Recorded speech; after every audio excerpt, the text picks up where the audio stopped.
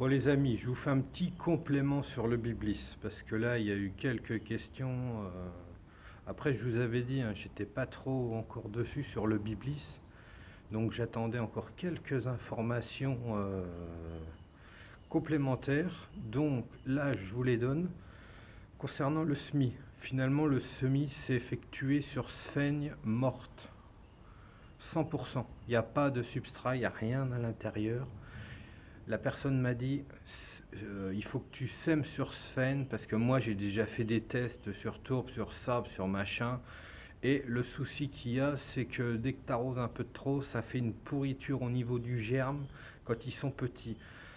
Un biblis, il m'a dit, tu peux le repiquer jusqu'à 2-3 feuilles sans perturber le système racinaire. Au-delà des 2-3 feuilles, après, ça devient plus compliqué à les repiquer. C'est là qu'ils souffrent et c'est là que normalement, ils ont du mal à repartir. Donc, les biblis qui germent, je vais dire, entre deux-trois feuilles, ils ont juste lancé le germe. Donc, les racines ne sont pas encore divisées dans tous les sens. Donc là, on peut encore y toucher. C'est ça la différence. Donc, vous semez sur sphaigne, en passant au GA3 avant, comme je l'avais dit. Vous semez sur sphaigne et après, une fois qu'ils auront les deux trois feuilles, vous les repassez sur après leur substrat final. Donc là, il m'a dit, je vais vous parler en portions. Donc deux portions de tourbe, une portion de sable, une portion de perlite et une portion de céramis. Le problème, c'est que tout le monde n'a peut-être pas de la céramis, ça se trouve pas forcément. Donc la céramis, vous pourrez toujours la remplacer par du sable. Après, comme j'ai dit, le sable pour moi n'est pas un facteur d'allégeant. Le sable va favoriser le sèchement du substrat parce que ça n'aime pas non plus être tout le temps dans l'eau. Il m'a dit, espace tes arrosages. Il faut que ça reste juste humide, mais pas que ça baigne dans 10 cm d'eau toute l'année. Pour les annuelles, c'est pareil. Même si elles sont annuelles, il ne faut pas que ça baigne dans l'eau tout le temps, tout le temps. C'est là que ça provoque les champignons. Ça n'aime pas ça. C'est une plante qui pousse bien souvent dans du sable pur. Donc là, c'est pareil. Là, j'ai eu un message en me disant, oui, mais la perlite, pourquoi t'en mets? Ça ne se trouve pas in situ. Bah, le problème de la perlite, dans ce cas-là, vous l'utilisez pour aucune plante. La perlite ne se trouve pas en milieu naturel. La perlite va servir à alléger le substrat.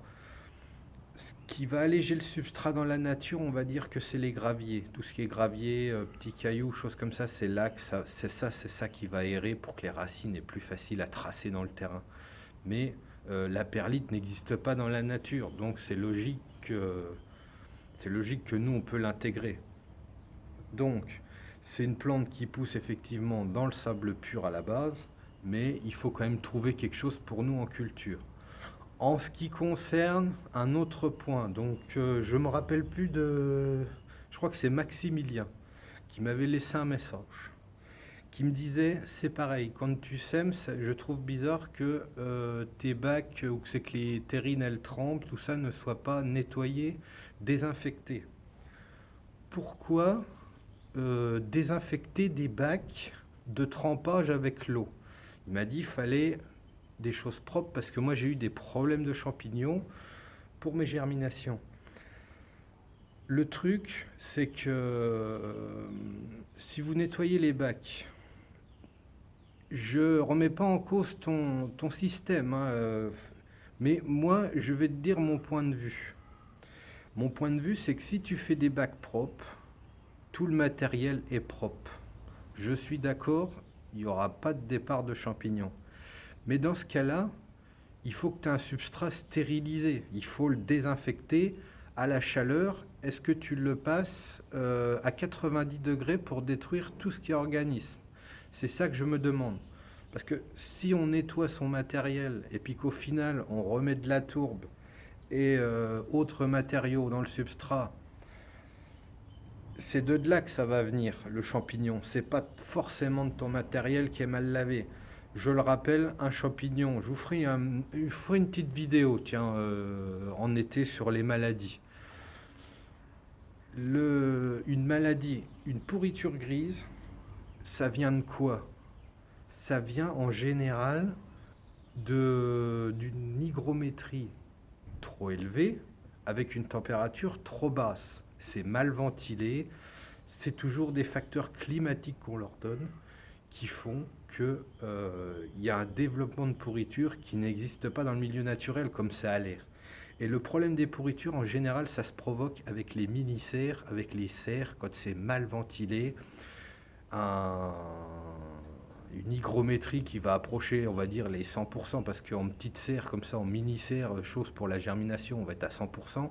Mais si vous leur donnez 10 degrés, en dessous de 10 degrés, c'est sûr qu'il y a, sur les organismes vivants, c'est sûr qu'il y a un début de oïdium, botrytis, toute maladie cryptogamique.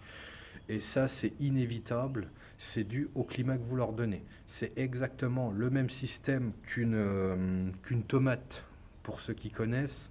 Une tomate qui va attraper le mildiou, c'est pas la pluie, c'est pas la pluie qui provoque le mildiou. Le mildiou est provoqué par un effet de brouillard. L'effet de brouillard avec une basse température. Donc ça fait une hygrométrie très élevée et une température beaucoup trop basse. Et c'est comme ça que la maladie du mildiou arrive. Ce sera jamais à cause de la pluie parce que les tomates sont dehors. C'est toujours le climat artificiel qu'on leur donne, qui n'est pas forcément bon. Donc voilà comment démarre une maladie. Sur ce, je vous dis à ce week-end pour une autre vidéo.